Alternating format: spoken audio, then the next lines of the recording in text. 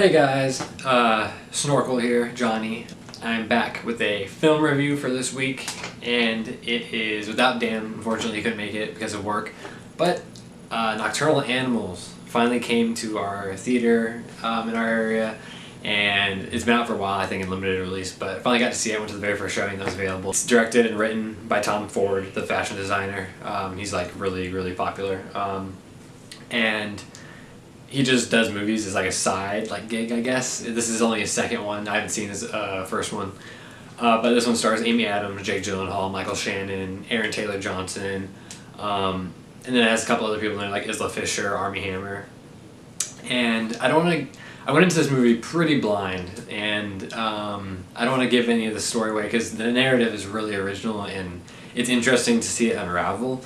But I will say that Amy Adams is the main character, and Jake Gyllenhaal would be probably the other main character. They have the most screen time. This movie is one of the most fucked up, disturbing movies I've seen in a while. And like I said, I'm not going to go into too much detail, but it's rated R for violence, menace, and a couple other things, and it's for good reason, I'll say that.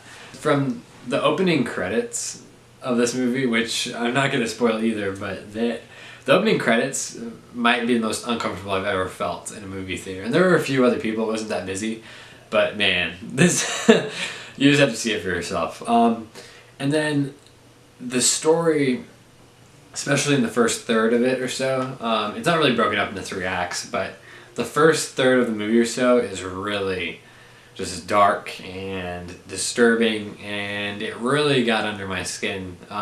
Specifically Aaron Taylor-Johnson's character. He was a fucking freak, and just some of the things that happen are definitely things that'll get into your head, and just the things that Jake Gyllenhaal's character goes through and how that relates to Amy Adams and some of the things she's going through. It's definitely an interesting story. All the performances are amazing. Specifically Michael Shannon, Aaron Taylor-Johnson, and Jake Gyllenhaal. Amy Adams is always good, but she didn't have as many wow moments, I guess you could say. I thought she was much better in Arrival, where she pretty much carried the film, where Jake Gyllenhaal, he never fails. He's one of my favorite actors. Michael Shannon is great when he finally shows up in the story. And like I said, Aaron Taylor-Johnson is he's almost unrecognizable as this hillbilly Texan, and he's so cracked out and his mannerisms and it's really quite the performance. It's beautifully shot.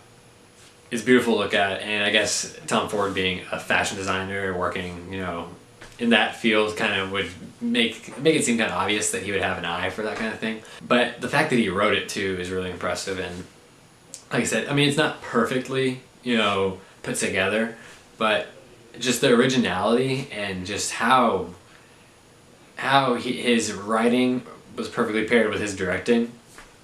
It works so well, and it's a bizarre experience. I don't know if I've ever seen a movie that was like this. And I mean, like I said, in the first few minutes of this movie, I felt like I was on drugs. That's how weird and I was like, am I seeing this? Is this really happening? But yeah, all the performances are great. It's beautiful to look at. The story is unique. I mean, I was captivated, which is obviously due to how great the performances were, as well as his writing and directing. It all came together, and I think that I will give Nocturnal Animals a 9 out of 10. I would definitely recommend it if you have an open mind, if you think it looks interesting, but do not think this is going to be your average movie, because it's not. It's just like I said, from the opening credits to the last shot, it's a fucking juggernaut, and it's gonna smack you around, and there's gonna be some stuff you probably won't like. It's gonna make you feel uncomfortable. It's gonna make you feel sick. But I think if you're willing to be open to that kind of thing, go for it. Definitely see it. I think next week we will be having a Rogue One review. We're going to see that opening night.